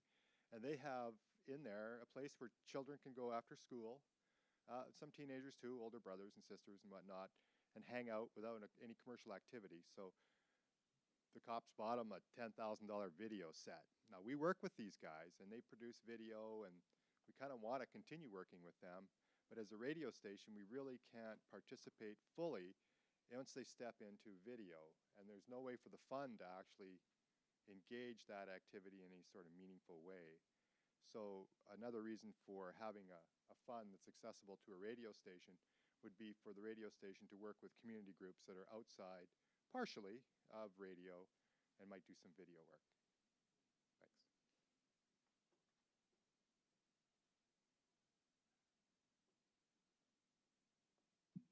Jason Willett with CJSC Radio CFBO in Southeast New Brunswick. We used the funds, thank you so much, many times, but maybe that you guys can just imagine that it's not just a pot of money that we can pick in. In that pot of money, to be able to have that money, we need to work. And we need to work a lot. It's not free. Like, I mean, I heard you guys, I was like, do these people know that we work like 120 hours on these projects to finish with a $40,000 or $50,000 grant so we can do that stuff? And most of it, it's not infrastructure. And that's, to me, one of the biggest challenge that we have is renewing the infrastructure with new technology. I mean, technology is so quick that even though they give you 50 grand to do a project like we did with 64 invitees, we had a bunch of shows that within 4 or 5 months. Well, we spent all that money on production. So at the end, okay, maybe I did buy one recorder so I could record these people. But at the end, we still didn't have the infrastructure to be able to use it for other projects. So it's money that you can use, but once it's done, it's gone. So maybe you're going to pay a salary for a couple of months for someone, but that person's going to have to work on that project. So that's probably one of the challenges that we have with that money. So just so you guys don't think it's a big pot of money that anybody can just pick in and spend it on whatever they want. It's a challenging, very challenging program. And I love it because it takes me out of what I'm doing regularly and it gives me an opportunity to do other projects. So. I just wanted to expand on that because I was on the board of the Community Radio Fund when it was set up. I think John was on the steering committee, helped get it going, and then I was on the first board. So one of the big discussions, there were a lot of people who wanted us just to be able to turn over operating funds. And first of all, for the size of the money that we had, that was not possible because with even 140 radio stations and like, I mean, $2,000 or $3,000 a piece, you know, and that's a drop in the bucket. That'll be gone like in a couple of months or even a couple of weeks. And the other thing is too, the philosophy right now, as many of you who are involved in nonprofit management know, it's like operating funding is extremely hard to get. There's no place practically that offers operating funding. So the thing is, the special project funding model is the one that we've had for years and years and years. The challenge with special project funding is you can say, for example, oh, well, we can get money for this particular purpose. And, you know, government departments are always issuing funds for, you know, projects around this event and that event and, you know, mental health. And they're all to fulfill certain objectives. And it does take a long time to try and figure out how do we fit into this particular objective. We're calling for funding proposals for this particular thing. But that is the reality of how funding has to happen. So with the radio fund, I think there was a lot of very, very deliberate discussion about how can we work with a special project model so it isn't, here's a check, do what you want with it, but to create special projects that also accomplish core objectives. So it's the kind of thing, you get a special project, but it's to build capacity in your organization. It might be to do a morning show, for example, and focus on a particular community and engaging them in the morning.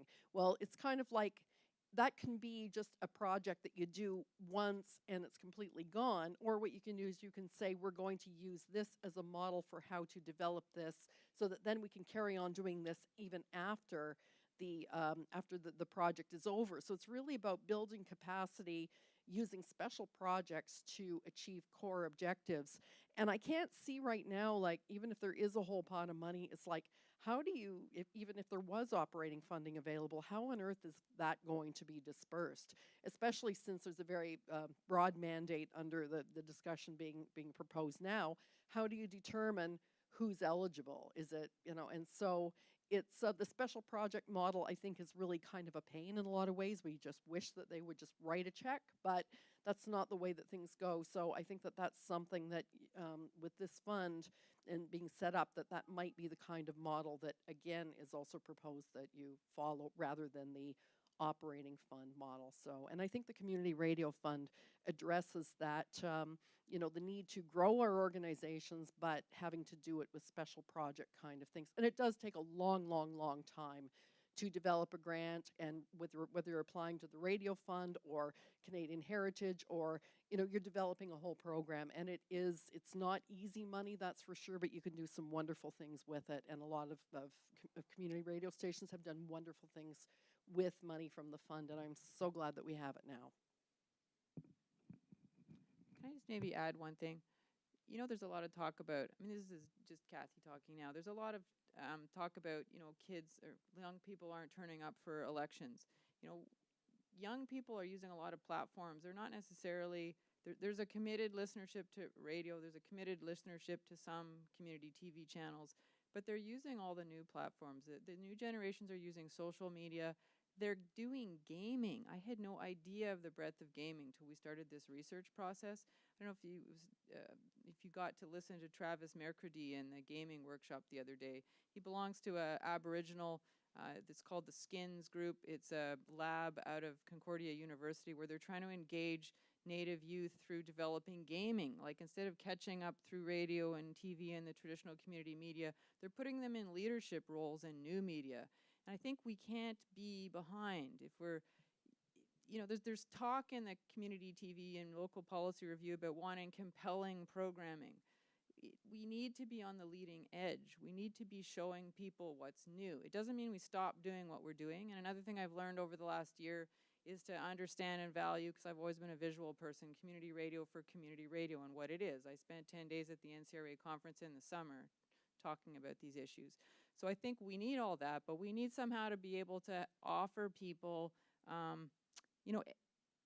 present to them a smorgasbord of the things that they can pick. You don't stumble on, oh yeah, there's a community radio channel tucked over in that university over there, and oh yeah, there's Regent Park Focus if you happen to be youth, and that senior center in the other end of Toronto was doing this and that.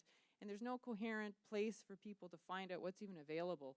The Dawn Jobson, who's here, is working on this proposal for a Toronto Community Media Network, that all of them want increase their visibility by sharing content online, possibly adding a broadcast TV license to give visibility to all these many groups serving different clientele. So it's, I don't know what the criteria are going to be, but it's coming together as a sector and using a new fund to build capacity to move us forward, strengthen what we're already doing, but making sure we're on the leading edge. And there's I don't know how many of you have seen, there's some of the centers that came here, I don't know if you heard, you went to the presentation by the guy from Allen County Public Library, Eric Mollberg. They've had this idea for 20 years already. Allen County Public Library, they're about media literacy. They're about serving the whole community, giving them skills training so that they can express themselves and be literate and function. And for 20 years, they've had a community radio channel and a community TV channel inside the library. It just made sense to them from the beginning. Now they've added a hack lab. Another one that couldn't come but is similar, and I did an interview with them about 4 or 5 years ago. It's this great center in Grand Rapids, Michigan. It's probably one of the closest ones you could go view what a multimedia community access TV center or multimedia center can look like. I'll just show you, it's on our website. They have this great thing where they've got a research arm. So when you go in the door and you have some event that you want to publicize, supposing you say, well, we want to raise money for kids in the hospital, or, I've got a music event on this Sunday. They'll figure out with you what's your media strategy. And they may send you away and say, you know what, you really just need a button campaign and a bullhorn in the park. You're going to get the people. Or they may say, well, what you really want is the people on the drive-by to work. You need a radio show. Or they may design a multimedia approach for you. So you do one-stop shopping in one place, and then you go deal with the radio station. And it's not necessarily all under one roof. They have a theater at another location, but they have kind of a front end in association with their public library so that people can find these skills. I'll just show you what that particular center looks like.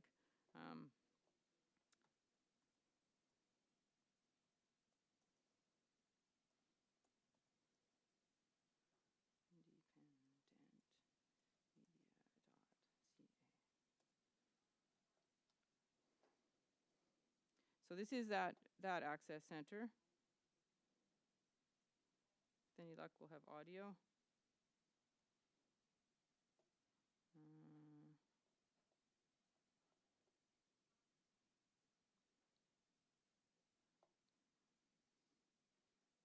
It's quiet. So there isn't any audio yet, so we're not missing it. And there's two bullets that were off. Anyway, doesn't matter. The Community Media Center's main facility actually takes up the entire second floor of the West Side Library here in Grand Rapids, Michigan. A library is a gathering space and a resource place and a place for personal empowerment, and so is a media center. And that means that it can mean all sorts of tools, from television, video, radio, internet, and whatever comes next. It's every bit as capable as most television stations. It has the full lighting grid, it has curtains, it has some set pieces.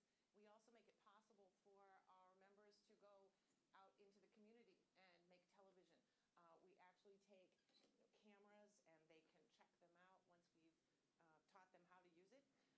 And then once they've gathered all of their footage, we can actually send home a laptop. They can simply edit the footage. They can have this for a week. It's very much like a library where we lend out all of the different supplies, materials, and equipment one might need to actually make television in the community. Our mission's really about using media and technology to help people gather stories, tell their stories, hear new information, be exposed to new ideas. This is a 400-seat historic theater. Having a place where we can have a live event, then capture it on video, because we have permanent video cameras installed, then put that out on television, share it with more people. It just increases the robustness of the conversations in our community. The radio station stays on the air 24 hours a day, every day of the year, because of over 75 volunteers that come in. So this is a different location than the theater. It's not all in one place. To our community. It's become apparent that computers, of course, are an important part of the communication environment and landscape. And the Media Center put in this 8-station computer lab that members can use for word processing, internet applications, and we also use the lab for teaching. There is real truth to something called the digital divide. Not everybody has access to computers in their homes. In addition, a lot of folks need help learning out the best way to use the computers, to leverage the power that exists. Also, part of the design was to have all the spaces connected. Our head running throughout the open ceiling of this facility are conduit tracks. Many of the rooms have pretty advanced ports where you can plug in audio and video and keep the focus not on how can we get it done, but what needs to be said. Action. There may be an event that gets scheduled in the theater for a live concert, and then we have them come into the radio station. The radio station obviously promoting this young artist's event, and then we are able to plug in cameras and go live both on radio and television, or the artist being able to extract pieces of that and put them up on YouTube, and it just goes and goes and goes and builds upon itself. Sometimes people think that community media is all about talking. Sometimes it's a musician. Sometimes it's an actor, which is why we have a theater. Sometimes it's a talk show on television.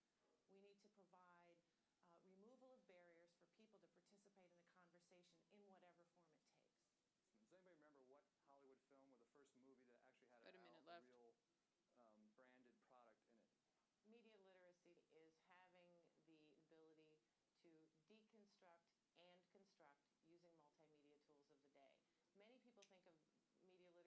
just the deconstruction, understanding point of view, how something's made, who's behind it. I think it's critical that it has a component also of how to construct.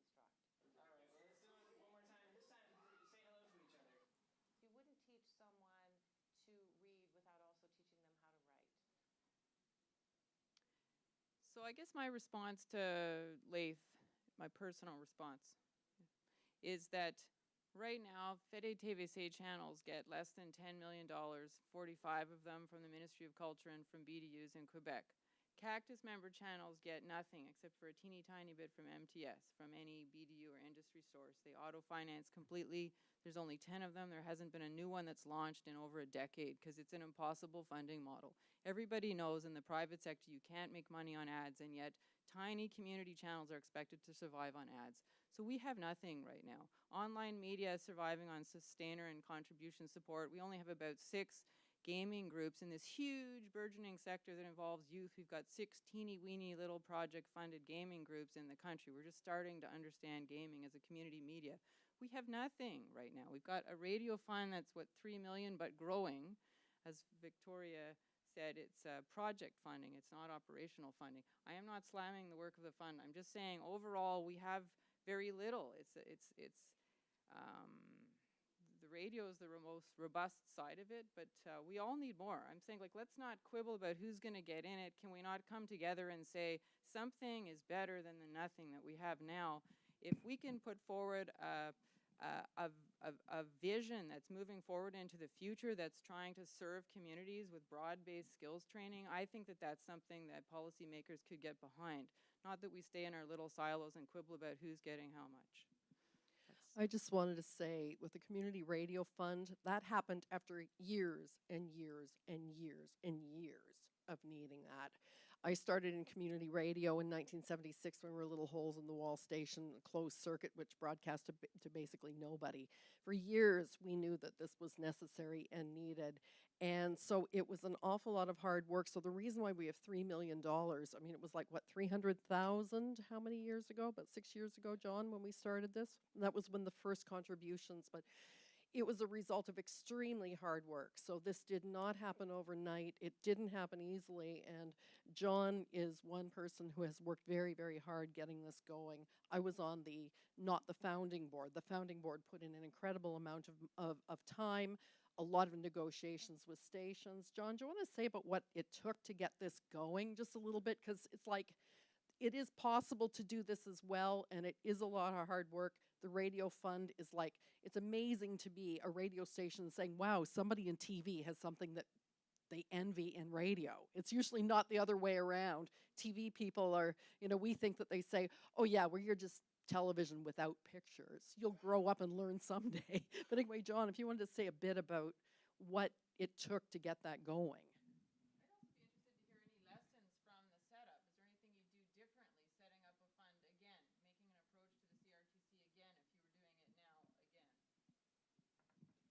Well, it took an awful lot longer than we thought it would.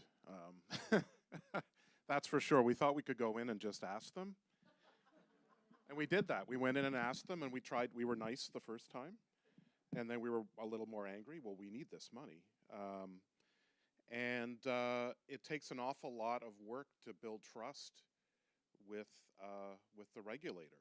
And it isn't necessarily the best situation. It isn't necessarily fair. But they occasionally will support, and I think of Aboriginal Voices Radio, they will support something that turns into a bit of a debacle, which received an awful lot more money than the radio fund has received. And that's not a good thing. That's not a good thing for anybody. It's not a good thing for the communities that those sort of services are supposed to serve. It's not good for the broadcasters who want to make a contribution, who genuinely want to be supportive in their own way. So it's an awful lot of work, and we had to narrow our ambitions for that initial support. And as Victoria said, we started out with $250,000 or $300,000 that was from one particular broadcaster that was a contribution that was voluntary, and then there were more of those, and then there was something more permanent in place. And now that we're $2.5–3 million area. For radio, that's quite a bit. And we also have all these stations already exist or are being founded. People aren't people aren't going into the communities and starting these stations for particular communities. These are people mostly in rural areas now that are starting their own stations because they want to do that. And so if you want to have a new model, which is an excellent model of having this multimedia center, you have to consider that even if you were given access to the entirety of the funding, which should never have been taken away in the first place, obviously, but if you were given the entirety of that, would you have a model where you would be coming into different communities and saying, well, we're going to build something for you? Or would you be taking the long view of maybe a 7-year, 10-year plan where you're going to build capacity based on existing resources? And it's possible, it's very possible, and there'll be a lot of enthusiasm in a lot of places, but it's an awful lot of work. An awful lot of work to start with that full amount and just sort of surge forward. My experience has been that when you know, we felt things were very straightforward, and we learned an awful lot about the process, even though I've been going to the commission since the 80s. We really had to build partnerships with all sorts of people and organizations that we had never considered we'd have to partner with. So, yeah.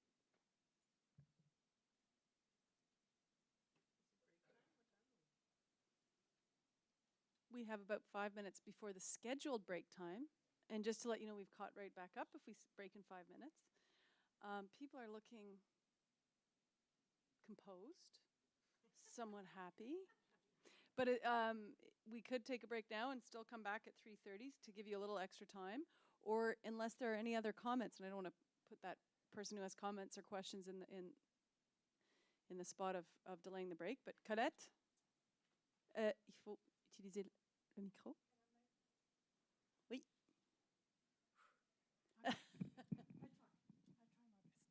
En français. OK. Alors,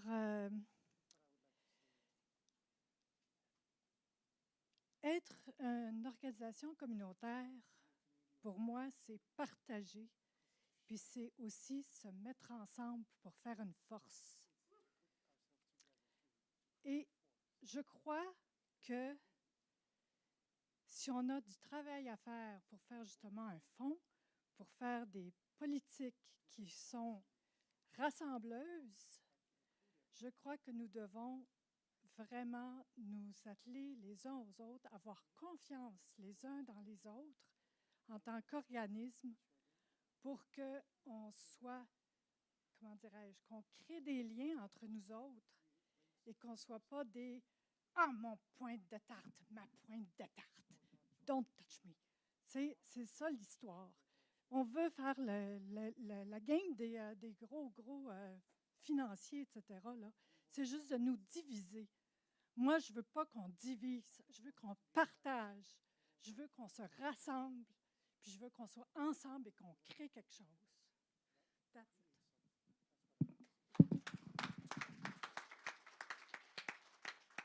Point final. C'est beau. Merci, Colette. Voilà, c'était très bien dit. Okay. Oh, Ivan has, of course you can.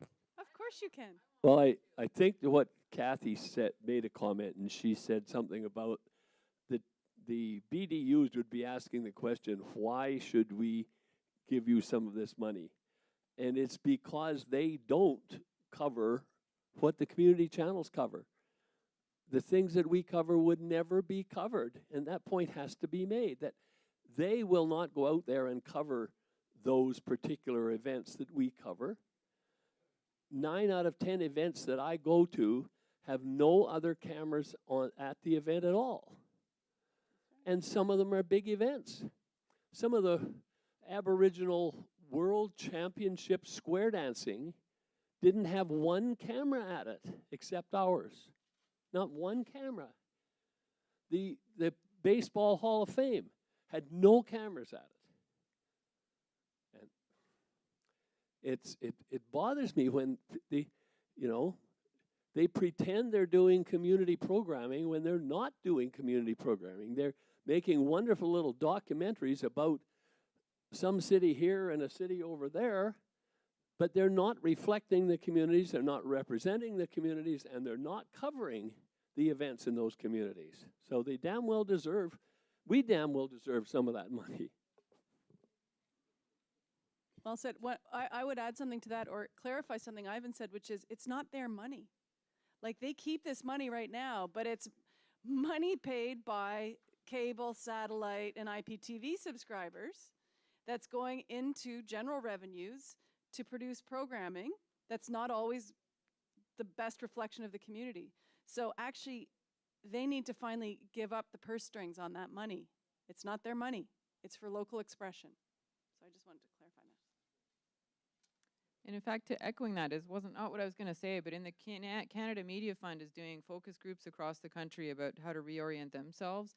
And I was amazed to hear, because in 2010, when we proposed a similar idea, I think it was Commissioner Molnar said to me, but you're proposing to take BDU money. Like I was from another planet. And I mean, I said, that's what the Canada Media Fund is. They take BDU money and they put it into professional production, and it's a similar thing.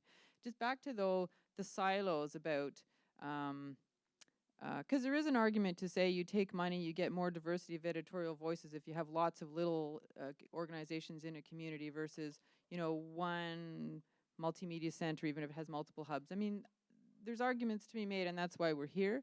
But one thing I would say, and this is a comment that David Diamond made yesterday, I don't know how many of you met him. He's the one that does the interactive theater that gets broadcast through Shaw's TV system. So he's a theater artist, but he's not doing theater because he likes to do theater. He's doing theater because he wants to bring about change in communities. And so I think, whether we stay in our silos, like nobody's saying, let go of what you've got now and stop making the medium that you're making now. But I think we need, for the sake of, particularly if we're asking for public money, what we regard as public money, you need to make a public service case. We're not just radio artists or video artists. We're not running artist cooperatives. We're saying that we're about community media, that we have a public service mandate.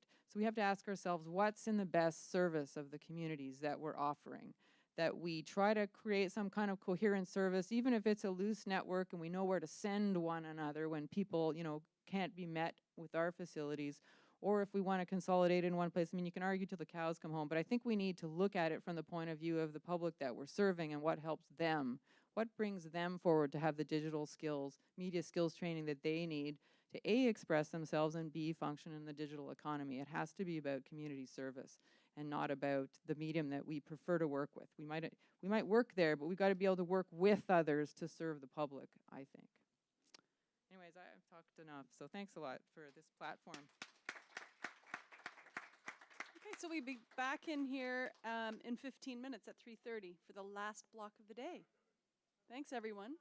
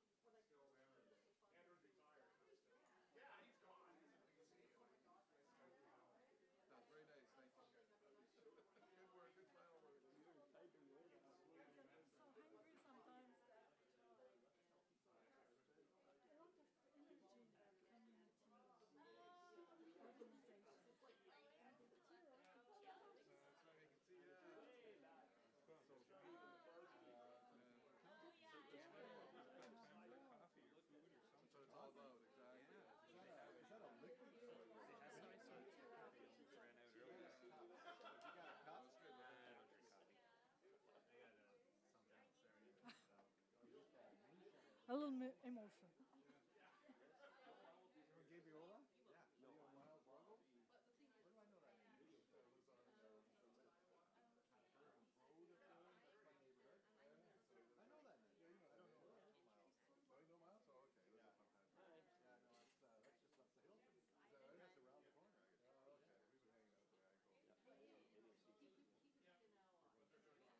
Talking about a few years ago, talking about you setting up this